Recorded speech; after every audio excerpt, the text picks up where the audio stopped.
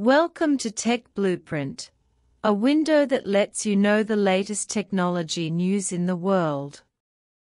It has been almost 5 years since Huawei's 5G became the world leader, and the United States imposed sanctions and suppression.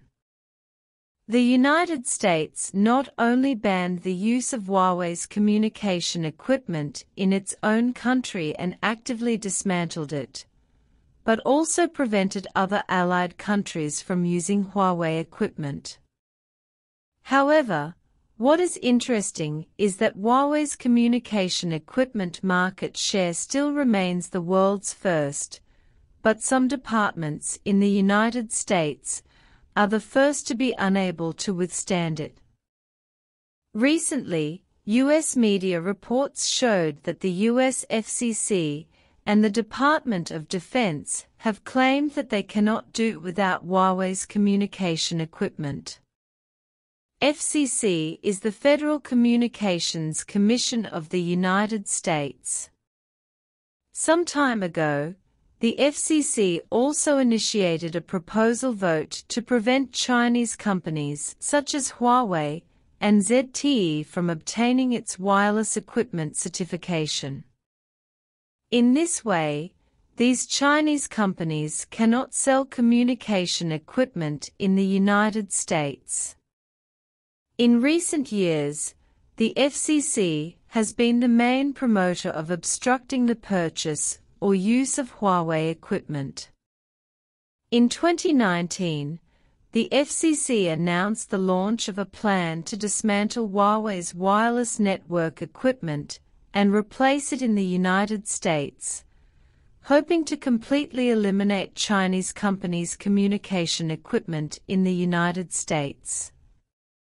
In 2020 and 2022, the FCC repeatedly banned U.S. government departments and U.S. companies from purchasing new communication network equipment from Huawei. But what no one expected was that such a department that actively obstructed the use of Chinese equipment had to issue a warning recently. Given the current situation, if Huawei equipment is really removed, those places may not have the internet. Isn't it interesting? Didn't this reversal come too suddenly? The FCC now said that the consequences of removal would be great. At the beginning, the FCC actively promoted the removal of Huawei and other Chinese equipment, and promised to provide certain subsidies and support. The United States did pass $1.9 billion in removal funds.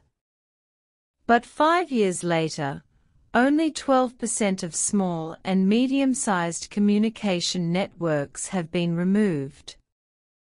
The reason is that it is not easy to remove and replace Chinese equipment, and the $1.9 billion removal and replacement funds are not enough. According to relevant calculations, if the removal and replacement work is to be completed, it will cost $4.98 billion, which is about to increase by $3 billion.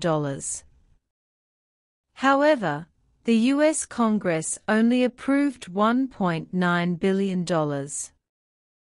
Although the FCC asked for more funds, there has been no result.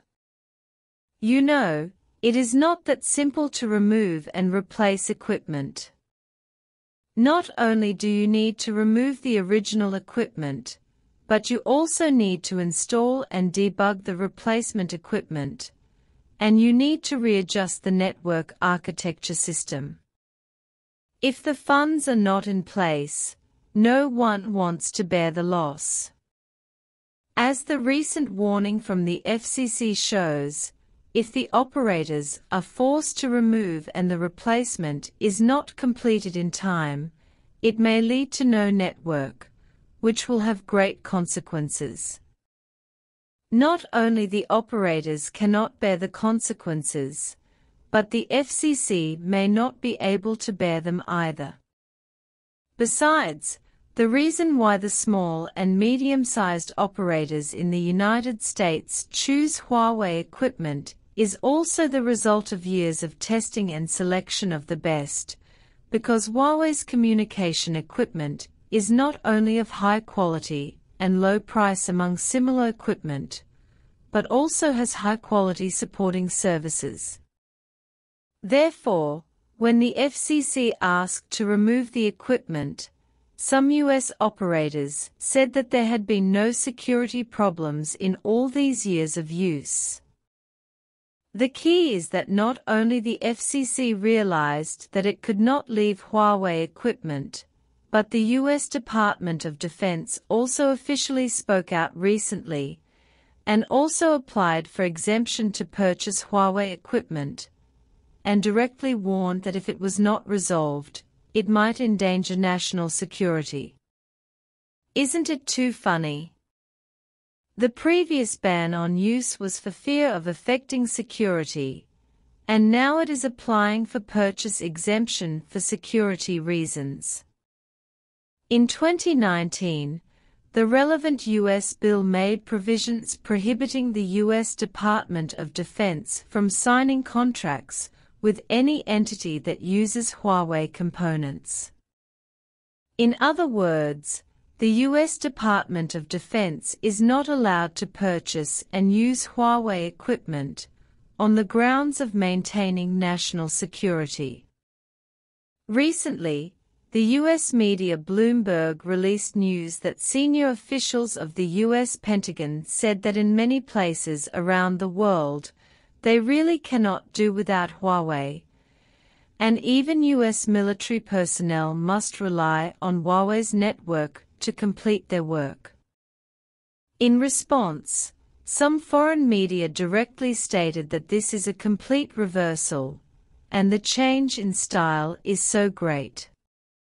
The FCC was the most active in clamoring to remove Huawei's equipment, and now it is also the FCC that has issued a warning that there will be no network if the equipment is really removed.